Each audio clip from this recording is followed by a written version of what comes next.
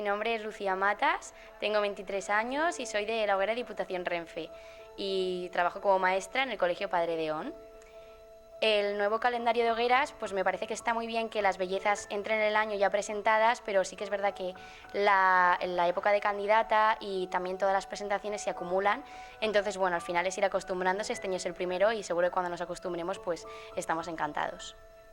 Mi acto favorito de la Semana de Hogueras es la ofrenda y sobre todo este año porque me ha parecido un momento muy emocionante para desfilar por las calles de Alicante, ponerte tu mejor traje y nada, disfrutar.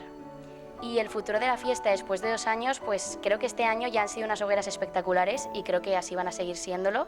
Durante mucho tiempo la gente lo ha cogido con muchas ganas y hemos aprendido a valorar la fiesta de verdad.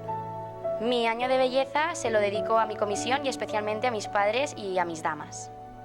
Y nada, a mi comisión pues quiero decir que muchísimas gracias por todo el apoyo, por los aplausos, las sonrisas que me dan siempre y que a mí me dan la vida, o sea que mil gracias por estar ahí siempre.